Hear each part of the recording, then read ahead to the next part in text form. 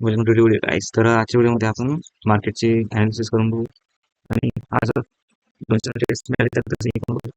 आज बघू आपल्या मार्केट काय चालले. तर सुरुवातीला मार्केट इथून ओपन झालं 16 तारीख बघू शकते इथून. तर हा एक सेलिंगचा झोन होता. इथून मार्केट सेलर्सने जोर लावला होता थोडा.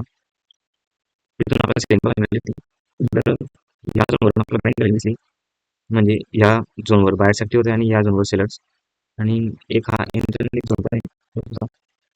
इंटरनल झोन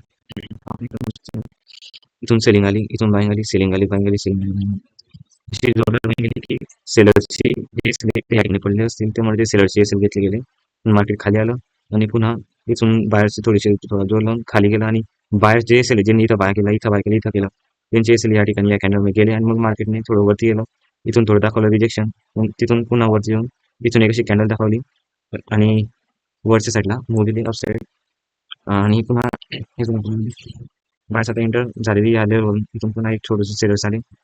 या अजून सेलर्स आले होते, पण बायर्स पुन्हा इथून कंट्रोल घेताना दिसलं. आणि एक प्रकारे हा ऑर्डर ब्लॉक म्हणू शकतो आपण, कारण की मी 4-15 मिनिटच्या चार्टवर आहे आणि एवढी मोठी जवळपास 95 कॅन्डल होती आणि तिथं तिथून मोठी क्वांटिटी मारली गेली, त्यामुळे आपण त्याला ऑर्डर ब्लॉक असं म्हणू शकतो. त्यानंतर मार्केट थोडं साईडमध्ये गेलं आणि पुन्हा इथून सेलर्स ऍक्टिव्ह झाले या झोनमधून. या झोनपासून पुन्हा सेलर ऍक्टिव्ह झाले. मार्केट झोनवर मार्केट खाली पाहिजे. पुन्हा मार्केट सेलरच्या झोनवर आलं, इंगल्फिंग कॅन्डल बनले, खाली आलं. या ठिकाणी ऑर्डर ब्लॉक टॅप झालं आणि ऑर्डर ब्लॉकची जरा थोडीफार बाईंग आली इथून आणि सेलरची एसएल गेले आणि मग मार्केट खाली आलेले आता. आता ज्या ज्या लोकांनी खाली बाय केलं होतं इथून इथून इथून, हे एक लास्ट लाईन मध्ये बाय करायची. मी तुम्हाला इथून दाखवून दाखवतो. आपण हे सगळं लाईन काढू आणि ही लेटेस्ट एक जी दिसते तुम्हाला इथून, जिथून मार्केटमध्ये फ्रेश बाईंग आली होती, या ठिकाणी सुद्धा बाहेरचे एसएल पेंडिंग असतील तर ते सुद्धा इथं घेतले गेले. आणि आता इथून आपल्याला असं दिसते की मी मार्केट इथून वरती अपसाईडला देऊ शकते. तर मला आता एखादा जसा सेटअप मिळेल त्यानुसार मी ट्रेड घेईल. एक छोटासा स्केल भेटतो मला, तर इथं आपण छोटंसं एक कॅन्डल एमएचा एसएल सोबत एक बाय मारतो मी. स्मॉल क्वांटिटी 0.20ची फक्त. बघू या ट्रेडमध्ये काय होते. 1:1चा प्रॉफिट आहे. जास्ती छोटे छोटे स्केल मारतो आपण म्हणून याकरता.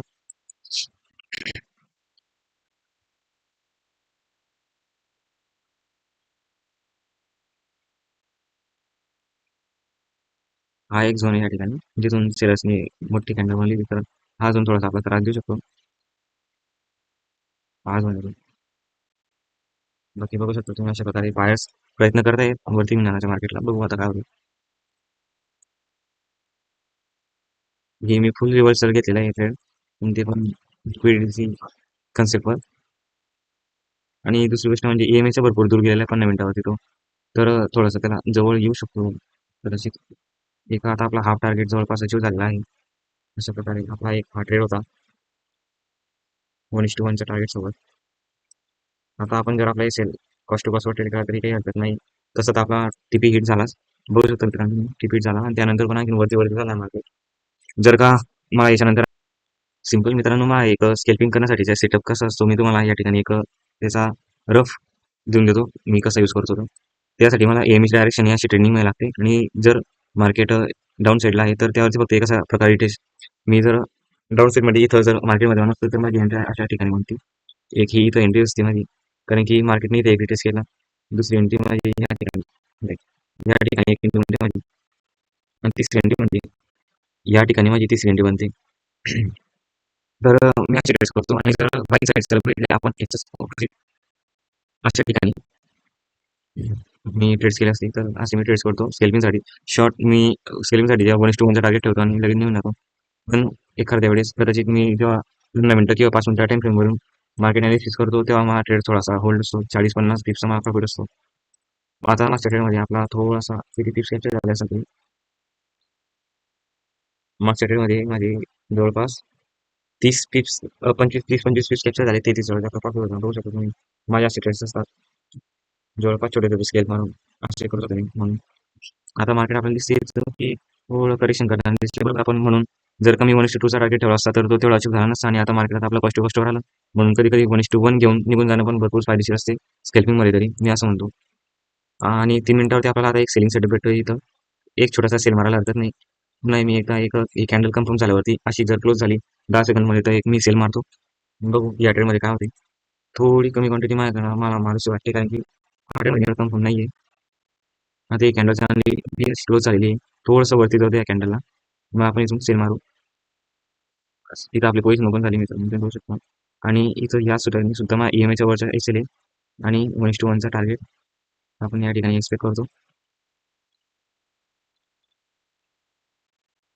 बघू आता या ट्रेडमध्ये काय होतं. हा माझा लास्ट डे आणि मग यानंतर मी व्हिडिओ क्लोज करून टाकेल. जर या व्हिडिओमध्ये तुम्हाला काही थोडंफार शिकायला भेटलं असेल तर तसं कमेंटमध्ये मला कळवा, म्हणजे असेच मी व्हिडिओ तुमच्यासाठी आणखी. आपला हाफ टार्गेट अचीव केलेला आहे. आपण आता या ठिकाणी आपला जो एक थोडासा खाली त्या कॅन्डलचा आहे. ओके. बघू शकता तुम्ही मित्रांनो, आपल्या दोघी ट्रेड्समध्ये टीपी कशी हिट होताना दिसत आहे आपल्याला.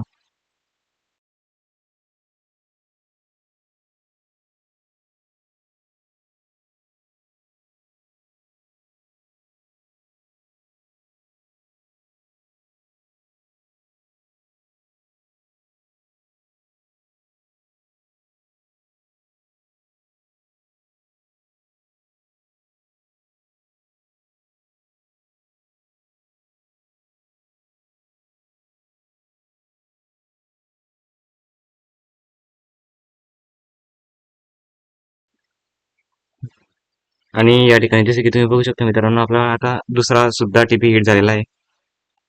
वा, मजा आली. तर आजचा व्हिडिओ कसा वाटला मित्रांनो, कमेंटमध्ये एकदा नक्की सांगा.